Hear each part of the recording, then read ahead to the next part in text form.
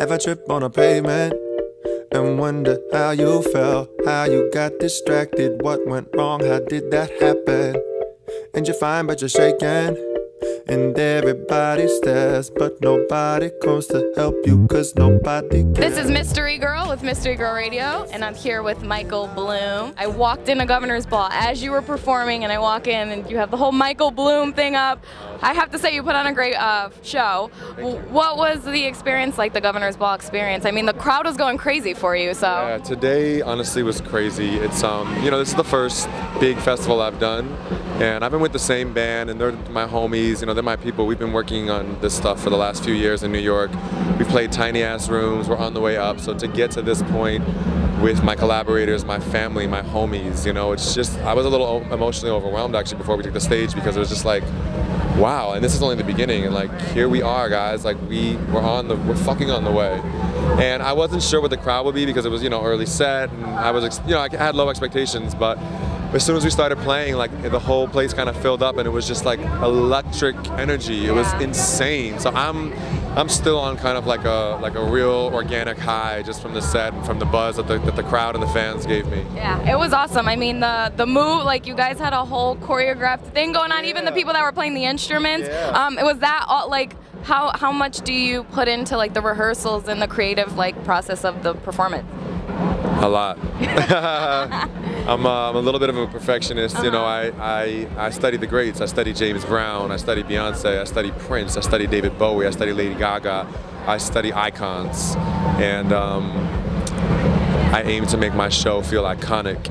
And I'm a musician, and I work in the music industry, and I make records, but I'm also a theater artist. When we're on stage with a band, like, we're putting on a fucking show. Yeah. You know what I mean? It's a show, and it's a spectacle. You know what I mean? And I aim to engage visually, physically, musically, emotionally, spiritually, all of that. Yeah. That's all part of it. So I noticed in your music, you're an openly gay artist, and you are just like not afraid to say, you put it in your lyrics and in your music, and you're up there, and some artists are more open about it, and then some artists really have they'll have like, talk about who they are. They'll have gender like neutral songs where they don't really say he, she, whatever, but you're like, I'm here, love me or hate me. Did it take a while for you to come into your own, or were you just out the gate like, this is me and I don't really care? It definitely has been a journey. It's been a journey. The last few years have really been a journey. I came out as a gay man, then I came out as an artist, which also was a process of saying, oh, like, I'm doing a thing and I think the world should listen. That took a little bit of nuance and massage and courage and growth as well. Just to even say, hey, I'm making a thing I think you should check out. Who the fuck are you? Why should I listen to what you have to say, But I think the artists that I admire the most, the list of artists I just mentioned, I think that what makes my favorite artist is that they genuinely believe that what they have to offer is going to make the world a better place. And so that's what I aim to do. I believe in my work like that. And so my core message is like, man, you only live once. There's no time to give a fuck. There's no time. There's no time to care if someone else doesn't like what you're doing, or how you're dressing, or how you're talking, or how you're dancing, or what you're talking about, or who you're fucking. I don't have time. And if you don't fuck with me, then ta ta ta ta ta ta ta ta ta. Like, you know what I'm saying? And see you later. Then don't fuck with me, then leave.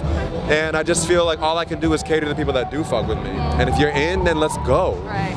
And I just feel like that is, I'm not alone in that. I think that like there's a revolution happening in America. Like, Donald Trump is president, and it's awful. Yeah. And I think there's a revolution of thinkers and intellectuals and artists and revolutionary people who are done concerning themselves with what other people think about, on the political and the personal, but the personal is political and the political is personal. So it's kind of all one, you know what I mean? It's all the same thing. So, I mentioned those artists, those iconic artists. You watch them, they just do them. And so all I want to do is do me, and I believe that by continuing to be true to who I am, people will, take notice slowly but surely. I'm interested in building fans who fuck with me. Yeah. Not that one song. We go, oh, what's that song? Right. Some people on the radio, it's like, oh, whose song is that? I don't know, but I love the song. I don't want that. I want people who fuck with me, with my ideas, with my presence, with my perspective. And so that's why I have to remain true to exactly who I am and how I do things. And you're doing it. I mean, I felt it. I was like, he's up there and he's doing it. So speaking of your favorite artists, Who is on your playlist right now? Like, who is on repeat right now on your playlist? Well, that's a good question. I love the Chance album. I know Chance is like the man of the hour, and like he's whatever. Like everyone's talking about him. He's headlining tonight, and I just, just relating it. I think he's someone that's doing what he does, and that's why people fuck with him, because he didn't give a fuck. He just only did what he does. I love the Anderson .Paak record. I love the new Frank Ocean record. I have a lot of close friends. I have a lot of close friends who are emerging artists in New York that I'm listening to and inspired by all the time. So, and then I'm always going back to the Aretha Franklin and the Stevie Wonder and the soul music. That's my meat and potatoes.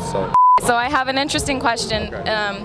I ask a mystery question at the end of all my interviews, and I think you're gonna have a really good answer for this because you've been talking about artists like the whole interview. Okay. So if you could, any artist, dead or alive, perform with, or have come up and perform with you while you're doing a show, what artist would it be?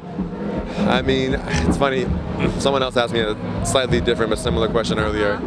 And I know it's cliche, but Beyonce, she's a performer. She is the artist of our generation. Yeah. She's the artist of our lifetime,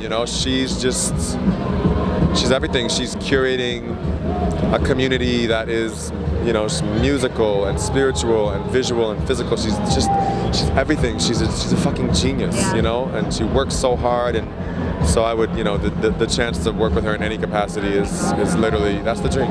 Hey everybody, this is Michael Blume at Governor's Ball with Mystery Girl of Mystery Girl Radio. Find mystery.